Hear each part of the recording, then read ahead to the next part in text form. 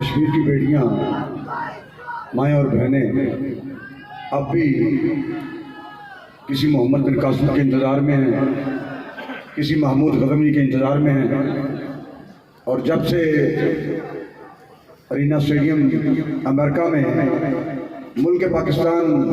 کا وزیر اعظم پہنچا ہے، اس وقت سے کشمیر کا معاملہ سرد خانے میں لگ چکا ہے، اور وہاں جو گیلری میں جو امریکی حکمرانوں سے ملاقات ہوئی وہ کشمیر کے لوگوں کے لیے زہر قاتل ہے، اور جو شخص ملک پاکستان کا حکمران ہونے کے باوجود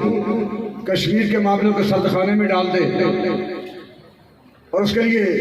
یہ الفاظ کہنے کہ اب جب تمہیں کشمیر کی بات تمہارے سامنے نہیں اور اسمبلی میں کوئی بات کرنے کو تیار بھی نہیں، قومی اسمبلی تو درکنار رہی، کوئی صوبائی اسمبلی کا ممبر بھی اب بھی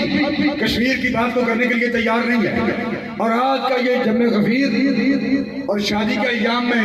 امیر محترم کی قیادت یہ بات حقیقت میں ثابت کر رہی ہے کہ ہم آج بھی کشمیر والوں کے ساتھ ہیں اور کل بھی کشمیر والوں کے ساتھ ہوں گے،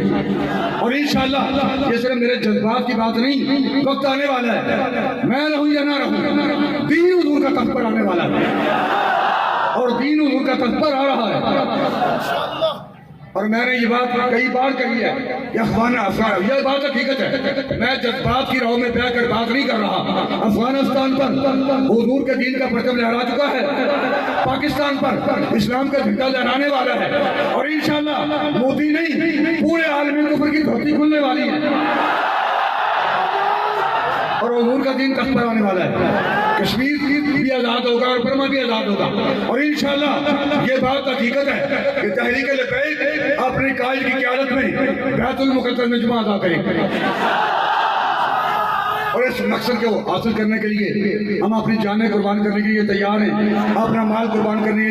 کے لیے تیار ہیں، اور زندگی کے آخری سانسوں تک ہم کشمیر والوں کے ساتھ اور حضور کی امت کے ہر مظلوم کے ساتھ ہم کھڑے ہیں۔ اللہ تعالیٰ ہمیں اور پوری امت کو حضور